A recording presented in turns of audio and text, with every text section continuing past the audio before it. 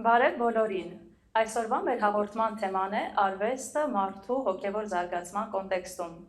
Մեր հյուրը փիլիսոփա, յոգ, խորագետ, երջանիկ լինելու արվեստ դպրոցի հիմնադիր ուսուցիչ Տրթատ Դոնիկյանն է։ Ողջույն Տրթատ ջան։ Քանի որ արվեստը երջանիկ լինելու արվեստ դպրոցի հենց անվան մեջ կա, կասեք, ո՞րն է արվեստի դերը մարդու հոգևոր զարգացման մեջ։ Արվեստը դա ստեղծագործական process է, որտեղ մարդը սկսում է արարել։ Մենք կենդաններից տարբերվում ենք հենց նրանով, որ մենք կարող ենք արարել։ Որտեղ մտածելու ընդունակություն կենդաններն ինչ-որ տեսակի ունեն, որ եթե իրանք չունենային, իրանք չէին կարող գոյատևել, պայքարել, մենակ ինստինկտերով չեն ապրում, իրանք կարող են շատ բան նորը մտածել, գտնել, որս անել, ոնց բախկվել, ոնց հայթայթել ուտելիք է բան,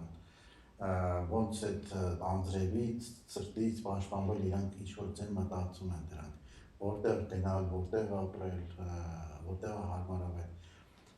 Իսկ արարելու process իրանք տենց չունենք, իսկ արարման process-ը դա մարդուն է տված։ Արվեստը դա արարման process է, ու ստեղծագործական երևույթ է, արվեստը ստեղծագործում է մարդը, դրա համար հենց արվեստում է մարդը ձևավորվում որպես մարդ, այսինքն եթե մարդը արարման process ունի, արդեն ինքը կենդանականից բարձր է, եթե դեռ չունի արարման process, ինքը էլի կենդանական է։ Մեր դպրոցը երջանիկ լինելու արվեստ է կոչվում, որովհետև արվեստի դպրոց, որովհետև ինքը արարվում է, ինքը մեխանիկական process չի, արհեստ չի, որ այս քայլերը անես, երջանիկ կլինես, դու պետք է արարման ամեն մեկի համար յուրօրինակ արարում է պետք է երջանիկ լինելու համար, ոչ թե ինչ-որ մեխանիկական 1-2 քայլ ու դու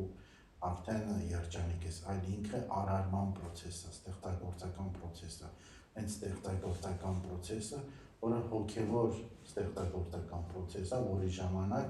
դու երջանկության ես գալիս, այսինքն այդ քայլերը երջանկության ստեղծագործական երևույթներ են, հենց դրա համար էլ դա արվեստ է, երջանիկ լինելու արվեստի դպրոցը, որտեղ ինքը բոլոր սաները սկսում են արարել իրանց երջանկությունը և կողքինների երջանկությունը։ Ինչպիսին պետք է լինի արվեստը, որպեսզի այն կոչվի հոգևոր։ Արվեստը մարդուն պետք է ոգեշնչի, իրան նաև գեղեցիկի զգացումը պետք է կարողանա զարթնացնել, գեղեցիկի ընկալումը պետք է զարթնացնի մարդու մեջ, երբ որ մարդը սկսում է գեղեցիկ ընկալել, գեղեցիկի զգացումն է ընկալում, գեղեցիկն է հասկանում դա ինչ է, որ դրանով ոգեշնչում է, հենց դա էլ հոգևոր ապրում, այսինքն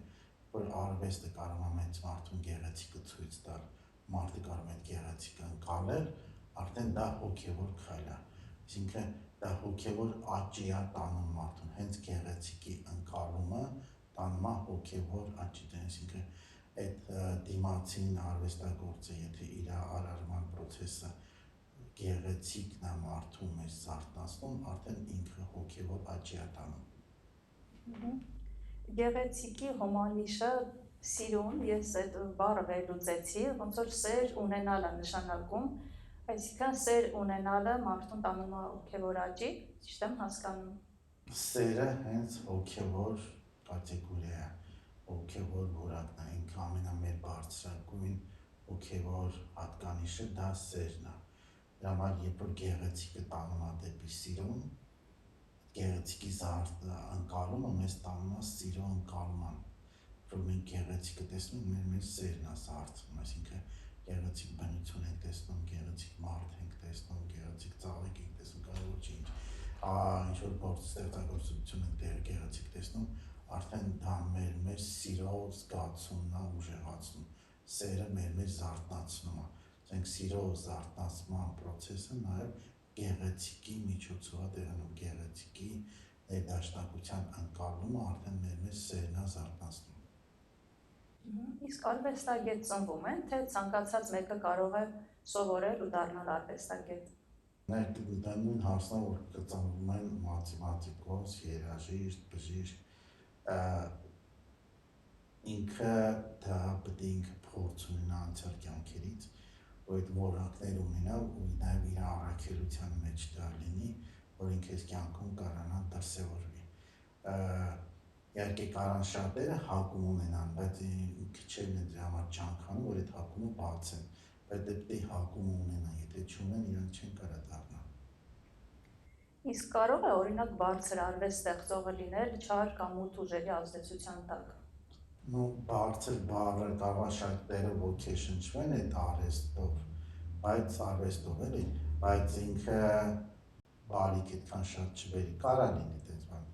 բայց հիմնական մասը, որ հավերժում երկար է մնում, ինչ երկար ժամանակի ընթացքում, երբ որ երկար մնում է, այն թափթուկները քիչ-քիչ մահվում են ժամանակի ընթացքում մնում է հենց այն գնահատելի, որը շատ ուժեղ ոնց որ սիրո զգացում է զարթնացել, ոգեշնչել է, իսկական գեղեցիկի զգացումն է զարթնացել, թե երաժշտության մեջ, թե կերպարվեստում, թե քանդակում, ցանկացած արվեստի գործ, որը վեհ երևույթներ ունեն, իրանք երկար են մնում։ Իսկ կարող է մեծ պիկ տան, ինչ-որ երաժիշտ լինի, սենց պիկ տա, հետո իրանք մոռանում են, չեն հիշի, ասենք մոդայի տակ ընկնեն, գրավում դրանով, բայց հետո կմոռանան։ Ներկա ստեղծագործողների մեջ շատերիս հայտնի բարձր արվեստ ստեղծողների մեջ կան, որ ունեն հոգեկան շեղումներ։ Միթե դա չի անդրադառնում իրենց ստեղծագործության վրա։ Իսկ ովքեր են դրանք։ Դե կան, որ սեռական օրինակ շեղում ունեն թեկուզ, կան շիզոֆրենիկներ, կամ միգուցե սխալ են անվանում, շիզոֆրենիկ չեն, ուղղակի այդպես են անվանում։ Դե կարող մարդկությունը շատ հանճարներին շիզոֆրենիկ ասի, բայց կարող է ինքը շիզոֆրենիկ չի, ասինքն շատ կարող է ինքը հանճար է, ոնց որ չի տարբերվում։ Մարդիկ ասեն Մոցարտին էլ են ասել շիզոֆրենիկ, այսինքն ստանդարտից դուրս ինքը մտածելակերպ ու արմունք ունեցել, բայց դա չի նշանակում շիզոֆրենիկ է։ Ու նայած էլ դրա համար ասեցի կոնկրետ, ասենք հիմա Վան Գոգին ասում են էլի շիզոֆրենիայի բան է եղել, ինչ որ նականչն են կտրել, բայց դա տենց չի։ Իսկ ինչպես են ստեղծագործում մարդիկ։ Մի զրույցում մայստրո Տիգրան Մանսուրյանն ասում էր, որ ինքը լսում ու գրում է ու ասում էր, որ ստեղծագործություններ կան, որ ուղղակի հորինում են ու դրանք ստացվում են միջակ ստեղծագործություններ, այսինքն են ամենաբարձր վեհ ստեղծագործությունները լինում են լսելով ու այդպես լսելով իհարկե հայտնի են, որ շատ ստեղծագործողներ, երաժիշտներ են այդպես գրել։ Ինչպես այդ գործընթացը լինում։ Մեկ ասենք երբ որ Բախին կամ Մոցարտին, Բեթհովենին հարցրել են ոնց է ստեղծագործում, իրանք ասել են, որ ակնթարթումն է գալիս ստեղծագործությունը, հետո իրանք ոնց որ բացում են։ Դա հին հույները ասում են դա մուզաներն են գալիս եւ մեզ հետ համագործակցության համարարման process-ի մեջ մեզ դա տալիս են, այսինքն ստեղծագործության process-ը մենք բարձր պլանից բերում ենք այս նյութական պլան մի երևույթ, բայց մեր ընդունակությունների հիման վրա ենք դա կարող իրականացնել, ոչ թե մարդկանց հասկանալի լինի։ Այսինքն բոլորը ընդունակություն չունեն բարձր պլանի ընկալումներ ունենան, այլ ինչ-որ մարդիկ, որ ունեն այդ ընկալումները, բերում են այս պլան ու բանն։ Դրա համար իրանք միշտ չեն կարող բերել, դրա համար հանճարագործերը քիչ են լինում։ Հետո որ սկսում ուղեղով հորինի եւ լավ չի լինում։ Իհարկե դուք որ հարց տվեցիք մարդիկ կան, որ շեղումներ են ունեցել, իրանք լավ գործանում են, թե չէ։ Նայեք, երբ որ արդեն իրանք շեղումներ են ունեցել, թեկուզ տենց, արդեն իրանք ստեղծագործական որակն էլ է ընկնում, տենց, ուղղակի իր անունն է մնացել են հին, որտեղ ինքը արարել է բարձր բան, բայց երբ որ շեղումներ է ունենում, արդեն որակը ընկնում է։ Ուղղակի այդ անվան տակ են, որտեղ ինքը հիմնական մարդիկ 1-2 մի քանի հատ են լավ տենց ստեղծագործություն ունում, չհասած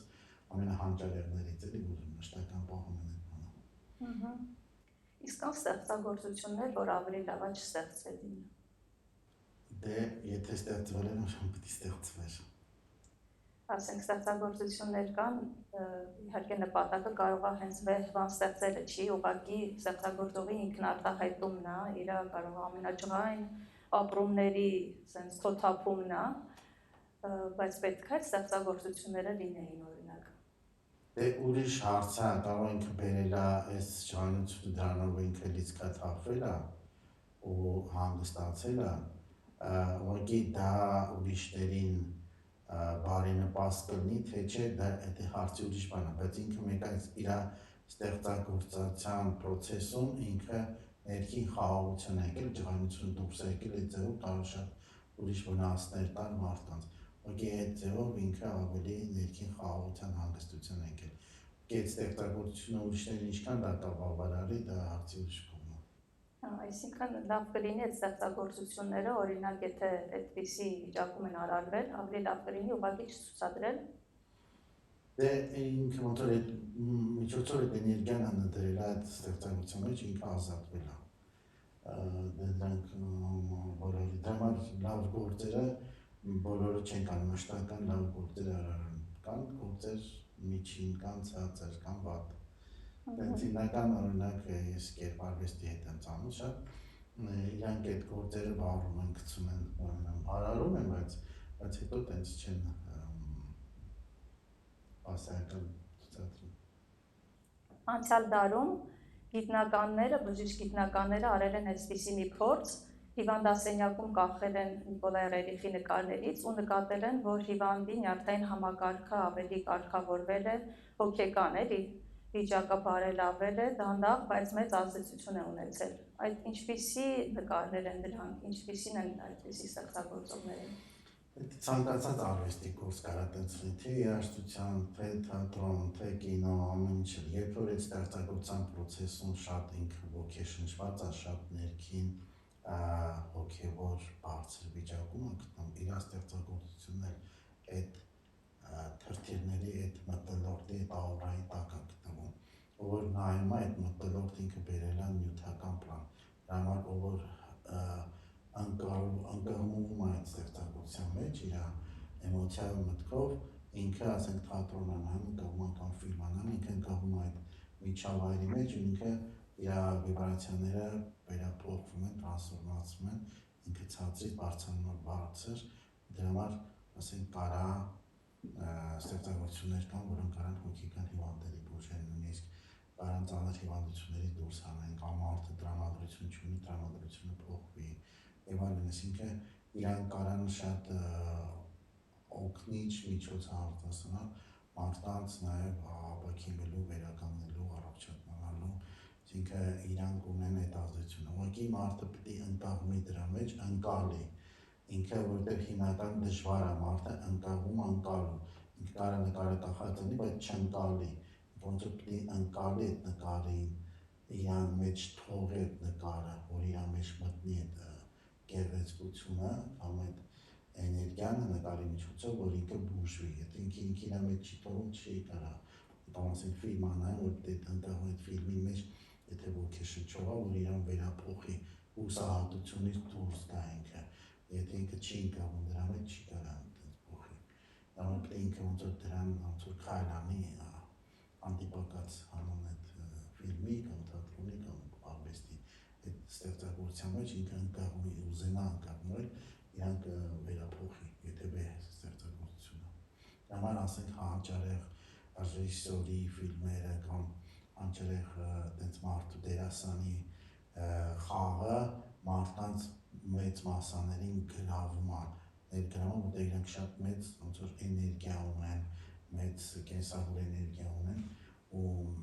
մեծ բարիք են բերում մանկիստական ուժունի ձգում են մարդկանց, իրանք անգիտակից գնում են դեպի իրանց ստեղծագործությունները։ Անգիտակից ձևով նույնիսկ ասում։ Իսկ ինչպիսին է այսօրվա մեր արվեստը, հեռուստատեսությունը, գրականությունը, երաժշտությունը, ինչպիսին պետք է լինի, որ փոխի մարդկությանը, դեպի երջանկությունը տանի։ Դե արվեստագետները ցանկացած արվեստի մեջ ապրող մարդիկ պետք է գիտակից մոտենան այդ հարցին, որ իրանց ստեղծագործությունը մարդկանց վերափոխելու համար, այսինքն նախնական իրանք պետք է գան այդ վիճակի, որ արարեն, ու բոլորը ուզում են այդ արվեստագետները տենց են արարում, բայց իրանք հասկանան, որ մենակ պետք է իրանք ոնց որ գեղեցիկը վեհ արարեն, այսինքն իրանք հոգևոր բարձր վիճակի լինեն, այսինքն իրանք պետք է հոգևոր ինքնազարգացման գնան, որ հոգեպես էլ իրանք զարգանան, մենակ արվեստով զբաղվելը քիչ է, այսինքն պետք է իրանք հոգևոր զարգացում տան, որ այդ միջոցով փոխանցիչ հոգևոր այդ էներգիա արվեստի միջոցով ավելի հեշտ է ընկալել, ամենահեշտ ընկալել հոգևոր էներգիան դա երաժշտությունն է։ Ու հետո արվեստի մեջ տեսակներ, որտեղ երաժշտությունը մենք ոնց որ ընկալում է մարդը դրա մեջ։ Իրանք եթե գիտակցաբար անեն ու իրանք հոգևոր զարգացման վրա աշխատանք անեն գիտակցաբար, իրանք շատ մեծ բարիք կբերեն։ Եթե ուղղակի արարում են, կլինեն ինչ կլինի։ Դրա հանճարները շատ քիչ են։ Որոնք իրոք աշխատում են կամ անցյալ կյանքերից փորձում են դարձում։ Պատմությանը հայտնի են դեպքեր, երբ ստեղծագործողները իրարից անկախ, ավելի շատ ասենք գիտնականներից է դա հայտնի, որ իրարից անկախ, իրար հետ կապ չունենալով նույն գյուտն են արել։ Երաժշտության մեջ էլ այդպես հնարավոր է լինի, որ տարբեր կետերում միաժամանակ տարբեր ստեղծագործողների նույն ստեղծագործությունը գա, փոքրիկ շեղումներով։ Դե տարածական միտք, տարածական էներգիա կա, այդ մարդիկ բախվում են ու իրանց հաճախականությունները համապատասխանում են եւ նաեւ կա sense ստեղծագործական գյուղ կա, ասենք դες մարդիկ հասկանում որ ստեղ արարում են, հավաքվում են մի միջավայրում փոքր գյուղում ինչ-որ տեղ, ասենք մի փոքր ու միասին դեռ սկսում են այդ միջավայրը ոնց որ պարտալ առաջանում արարման, դեռ ոնց որ մուզաները շատ են գալիս ու իրանք սկսում են ավելի լավ արարել դες ու դենց անում են էլի մենք ստեղծագործողները դա հասկանում են ոնց որ միասնական ինչ-որ գյուղ են ստեղծում կամ բան ու դենց շատ երկրներում կա է որ բոլորը գալիս են մուզաները դեռ շատ են գալիս որտեղ այդ էներգիան ձգում են խմբակային էլի։ Իսկապես կարող եմ վստահեցնել, որ միջավայր կա նույն մարդը ինքս ասենք կարող եմ լինել, ընդհանրապես չկա ստեղծագործական ցանկություն, բայց ինչ որ տեղեր լինելով ուղղակի բացում է որ տարի, բայց ուզում ես հա գրես։ Այսպիսի մի հարց Հայաստանի համար բոլոր ժամանակներում արվեստը միշտ եղել է քրմական, հետո վանական հովանու ներքո ու մինչ սովետական շրջանում մանավանդ արվեստի համար ոնց որ չի եղել։ Ինչու է այդպես եղել, ինչի չենք ունեցել արվեստի համար, ինչի անդադ կպած եղել կրոնին, ինչի է ծառայել։ Միգուցե ոնց որ նաև կրոնը չի թողել, որ առանձնանան իրենց ազատություն ունենան ստեղծագործողները, որպեսզի նաև խուսափեն ստեղծագործողների տված ազատությունից ու վախեցել են էլի միգուցե հենց այդ ազատությունը տան ստեղծագործողին։ Մի քանի ֆակտոր կան, նայեք այդ հստակ ուզում ասեմ, պատվիրատուրից է կախված, օրինակ թագավորների համար արարել են, տեն չի որ չին արել մենակ կրոնական բան, ասենք թագավորը կամ շատ հարուստ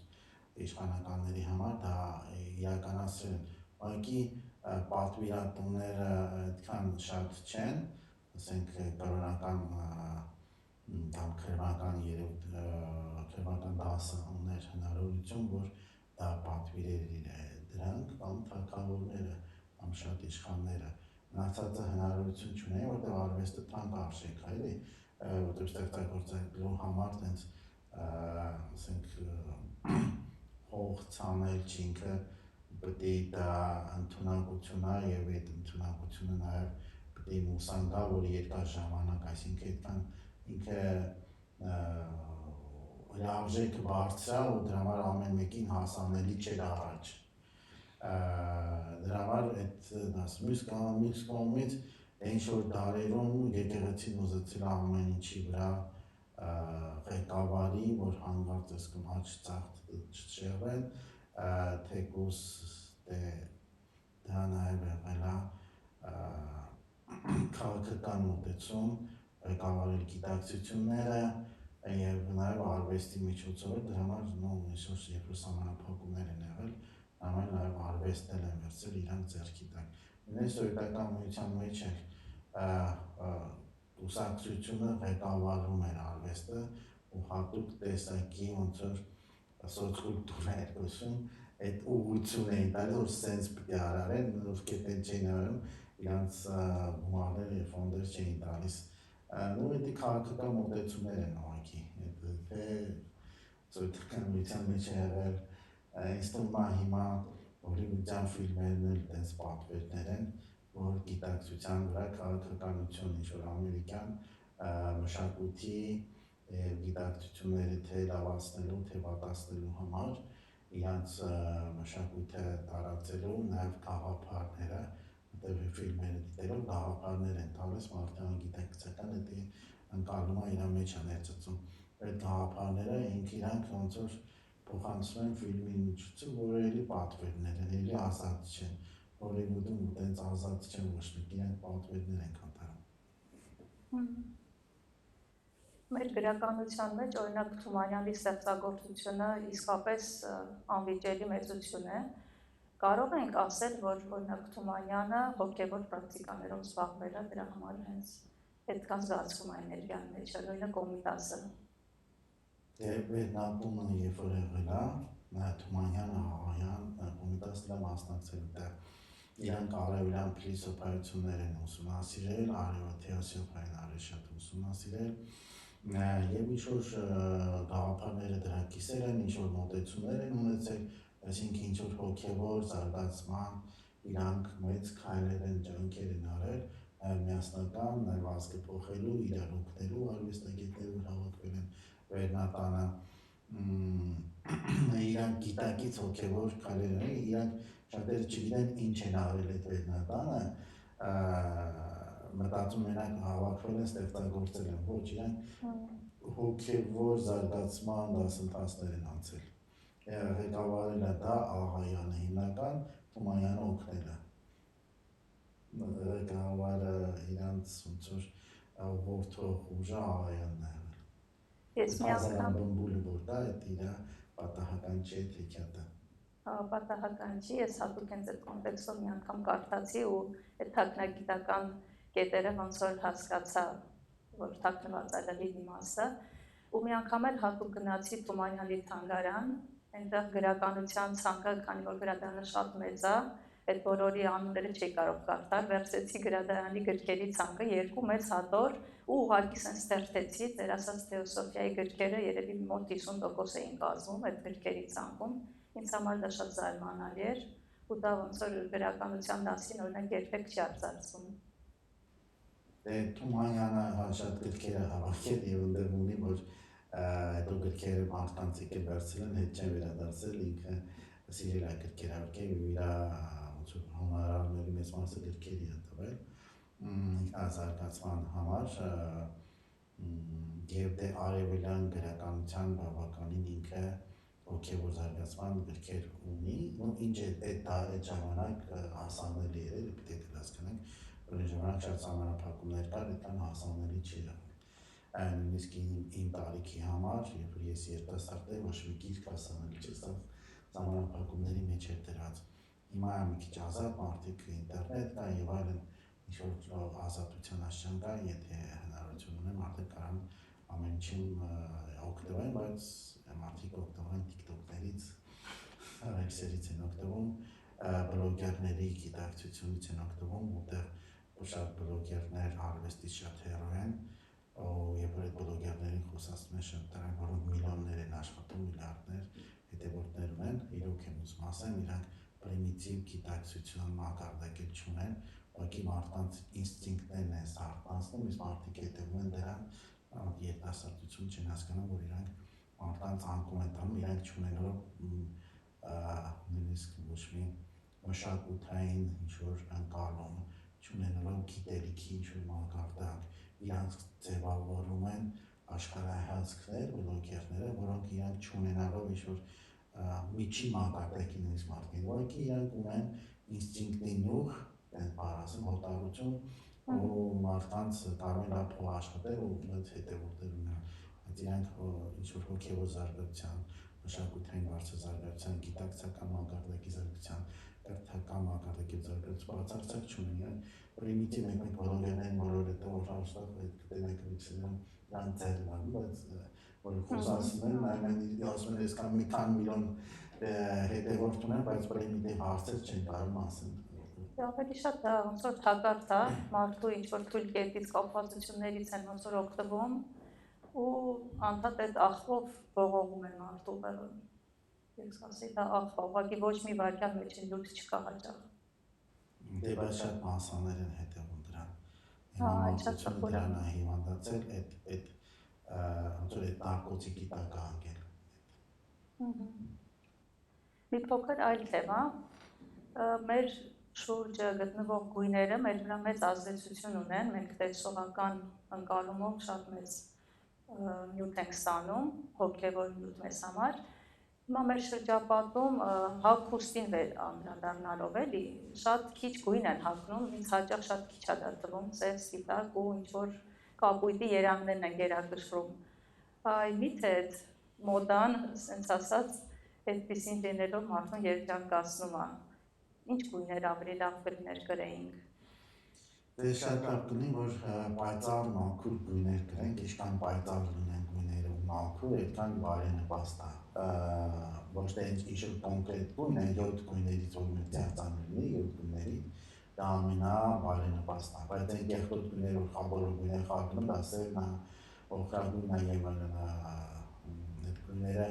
խառնուրդներ են ու դրանք գիտակցությունը հուսահատության կամ անկման հայերը շատ է սև սիրում, դրա համար միշտ դիրքոր են, միշտ տառապանք է գալիս, միշտ իրանց կորուստ է գալիս, նրանք պետք է հասկանան, որ շատ ազգեր տենց բացարձակ սև չեն գրում, իրանք ավելի երջանկության մարդիկ են, դրա համար պետք է փորձեն ավելի պայծառ գույնի շորեր հագնեն, բացարձակ սև չլինի, մոխրագույն ինչ-որ գույներ չլինեն, բնական ձյաձանի գույներով հագնեն, որտեղ չկա ոչ սև, ոչ մոխրագույն, ոչ գույներ այդ ձյաձանի գույների և իրանց երանգների տարբեր գույների ինչքան պայծառ լինեն, այդքան ավելի գրավիչ, այդքան տրամադրությունը ավելի վեհատան։ Իմ շրջապատում, երբ խոսում եմ գույների մասին ու ինքս էլ սիրում եմ պայծառ գույներ հագնել, ես լսում եմ, որ ասում են, բայց սևը շատ ճոխ գույն է ու մանավանդ տեղ գնալուց, երբ որ իրանք տոնական են իրանց զգում, գնում են ու սև հագուստ են առնում, ասում են, սա շատ ճոխ է, ես դրա մեջ ինձ տոնական եմ զգում։ Ես մի անգամ փոքր ուսումնասիրություն արեցի ու տեսա, որ Անգլիայից է ոնց որ այդ մոդան եկել, մինչև այդքան սևը տարածված չի եղել, բայց մեր գրականության մեջ, մեր խոսքի մեջ նկատում եմ, որ ասենք ինչ-որ սևը բերել, սև կյանք եղավ, գործերը սև եղավ, այդ բոլոր արտահայտությունները սևով ոչ մի դրական արտահայտություն չկա, բայց մարդկանց ենթագիտակցության մեջ ինչ-որ sense ագիտացիա է արվում, որ սևը ամենաճոխ ու տոնական գույնն է։ Դե սև հագնում են, սև բերում են, դրա համար պետք է հասկանանք ինչ հագնում ենք, այդ մենք քաշում ենք, դրա համար ժողովուրդը պետք է փորձի այդ սևից դուրս գալ, որ իր աշխարհն էլ փոխվի, իր անկալումներն աշխարհի հասկանալ փոխվի, պետք է սևը բացարձակ մերժվի, հոգևոր շատ արևելյան մոտեցումներ կա, որ պետք է տաններ, շորներ բացարձակ ոչ մի բան սև չլի բացի շովից, սև երևույթը չկա, որտեղից սևը մեր գիտակցությունը անկում է տանում, ինքը մի բան է, որ ամեն ինչ մենակ կլանում է, չի ճառագայթում, բայց մարդը պետք է ինչ-որ ճառագայթի, սերը չկա դրա մեջ, սևի մեջ, սեր չկա, ինքը չի ճառագայթում ոչ մի բան, ինքը կլանող բանն է, որտեղ ոչ մի գույն չկա, սիրո, ասենք, բոլոր գույները ինչ-որ սիրո արտացոլման տարբեր որակներ են, դրա համար ինչ-որ գույնի տեսակի սևի մեջ չկա սեր, դրա համար սերը պետք է լինի, ինչ-որ համը, սիրո լինի, ինչքան մաքուր է գույնը, այդքան ավելի շատ սեր կա դրա մեջ, հենց կոնկրետ գույնը չի, իհարկե մի մարդիկ կան սերը կարելի է ասոցիացիա ինչ-որ կանաչի հետ, դեղինի հետ, կապույտի, մանուշակագույնի, կարևոր չի դա հիմա որն է, ու տարբեր տեսակի ոնց որ մոտեցումներ կան սիրո տարբեր բան, բայց այդ բոլորը սեր են եթե իրանք, բայց սևի մեջ, մոխրագույնների մեջ սևը չկա։ Ես նույնիսկ ասում եմ, բայց բնության մեջ էլ սև չկա, չէ, սևը լինում է, ասենք հայրված բանն է, սև լինում, ածուխն է լինում, սև բնության մեջ սևը շատ քիչ կետային ինչ-որ նշումների համար կարծես ի հայտ գա, բայց հրավար չի ստացվում, տենց շատ։ Դե հիմա մինչև աշխարհայացքի վերափոխում տեղի չունենա, իրանց կյանքի վերափոխում չլինի, դրա համար պետք է շատ բաներ դուրս գան այդ ստանդարտ իրանց մտածողությունից, մենք հին հայկական տարածքներում ինչքան հասկանում ես ինչքան դիտարկել եմ սևեր չկան շատ։ Չկան, հա։ Այս սևը նաև եղել է ավելի դժվար ստացվող գույն, որովհետև բոլոր գույները պիտի խառնեին, որ սև ստանային դժվարաբար։ Բայց երևի ինձ մոտեցում կա, որ սև պետք է չհագնեն մարդիկ։ Հա, հատուկ գույներ կային։ Դե կոնկրետ գույներ կային, նշանակությունով էր, չէ, կարմիրես նշանակությամբ, կապույտես, բոլորը իմաստով ծիսական։ Դե օրինակ, որ մարդը մահանում սև են հագնում, որպես ծանր վիճակի գույն, հասկանանք, որ եթե մենք սև ենք հագնում, դա ծանր վիճակի գույն է։ Հա, բայց մյուս կողմից էլ եթե ծանր վիճակում ես, ավելի լավ կլինի չհագնես, որ դրա մեջ Ուղղակի ուզում եմ հասկանամ, որ սև ծանր վիճակի գույն է, դրա համար պիտի չհագնեն։ Հա, դրա համար չպիտի հագնեն, այո։ Իսկ մեր հոգևոր այդ դեպքում դասը ինչի է սև գույնը, տենց հիմնական գույն է դրել, որտեղից է գալիս։ Դե իրանց հարցն, որովհետև քրիստոնեության հետ այդքան կանչվում է, ես տարբեր քրիստոնեության ուղղությունների, որ դիտարկել են, այնտեղ սև տեն չեն հագնում շատ։ Ուղղություններում տոնշատ ու պայծառ գույներ են հագնում։ Տոնական օրերին ասենք մանուշակագույն են հագնում։ Բայց սևը մենակ մեր եկեղեցական են հագնում, ուրիշ ուղղությունների քրիստոնեության չեն հագնում, իսկ ուրիշ հոգևորականներն էլ տարբեր աշխարհում ուղղություններ կան, տենց սևիկ չեն հագնում։ Լավ, մի փոքր էլ հոտերի մասին եմ ուզում հարցնել, քանի որ մեր այսինքն գեղեցկություն մենք ամեն մեկս փորձում ենք ինչ-որ ձևով մեր շուրջը ստեղծել, մեր հագուկ ապով, այ հոտերով էլ ենք փորձում ինչ-որ ձևով գեղեցիկ հոտ ունենալ։ Բայց ես գիտեմ, որ նաև դուխիները, դուխի բառով ասեմ, որտեղ դուխ բառը մեջը կա, այսինքն հոգիների հետ կապ ունեն, ինչ-որ հոգիների են կանչում, ինչ հոտերն ավելի լավ օգտագործել, ինչը չէ։ Դե բնական հոտերը, ծաղիկների հոտերը, ունենք վարդի հոտը, դա ամենալավագույն հոտն է, ասենք խնկի հոտը, որ դրանք լավագույն, այսինքն բնական ծաղրերի կամ ծաղիկների հոտերը լավագույն են, բայց այն ծաղրերը, որոնք թունավոր չեն, այն ծաղիկները, որոնք թունավոր չեն։ Դե տեսնենք թունավոր ծաղիկների ու ծաղրերի հոտերը, իրանք վնասական են, բայց այն քիմիական բոլոր հոտերը, որոնք արհեստական ձևով են ստացել, դրանք այդքան լավ չեն։ Օրինակ մարդն էլ չէ հոտ ունի, ամենը օրինակ հոտ ունի։ Այդ հոտը կախված է ոչ միայն մեր ինչ ուտում ենք, այլ մեր մտքերից է կախված։ Օրինակ սրբերը բուրմունք են, չէ՞ տալիս ասում են։ Եթե մարդը վատ վիճակում է, ինքը ասենց վատ, շատ հոտած հոտ է իրանից գալիս, նրանից զգում են, որ վատ վիճակում են։ Բոմժի հոտ, որ ասում են, մենակ այն չի, որ ինքը չի լողանում։ Սրբերն տարիներով չեն լողանում, բայց բուրմունք են ուտում։ Այլ մենակ լողանալու հետ կապ չունի, եթե մարդը կարա այդ իրա քրտինքը իրա մտքերի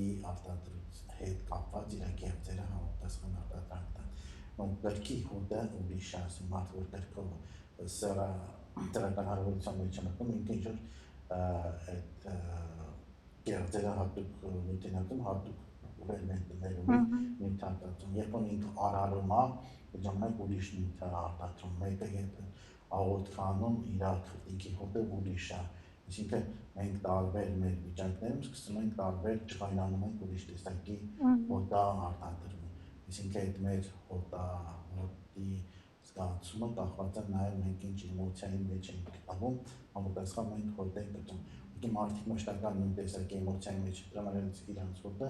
հենց համապատասխան ձևով է լինում։ Ու շատ դեպքում մարդը դիմացինի հոտից զսում է, բայց կարա ասենք ծնի, որ ինքը իր հոտից է զգում, նույն ասում է դիմացինի հետ,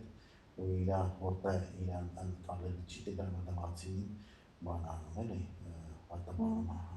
ու ասենք կարա սրբերին շատ անկում հեղած մարդիկ բարտանում հոտի տեսանկյունից, որտեղ իրանց գիտակցությունն է շատ ցածր մակարդակի, դրա համար իրանք այդ հոտը իրանք տանելի չասենք մարդկա խունկի հոտը տեսնում է վատանում է ուշտագնում, որտեղ իրան մեջ ցածր վիբրացիաների շատ պարազիտներ ունի, թե մտային, թե ֆիզիկական պարազիտներ կան, դրա համար դրանք չեն ընդունում, դրա համար ինքը վանվում է այդ հոտից, խունկի կամ ասենք մեր տարբեր տեսակի յոգայր կան, որոնք շատ բուրմունք ունեն, այդ հոտերից կարան վանվեն, ոչ թե վանվում են, որ վատ հոտ են, այլ իրանց մեջ այդ պարազիտ մտքերը կամ էյանքները չեն թողում, որ այդ հոտը լինի, որտեղ իրանց վանվում է, դրա համար չեն զգում։ Վարդի յուղի հոտից էլ շատերը վատ են զգում։ Հա, ես այդպիսի օրինակ գիտեի, ու հենց այդ մասին ուզում էի արդեն հարցնել, պատասխանեցիք։ Շատ շնորհակալ եմ, շատ հետաքրքիր զրույց ունեցանք,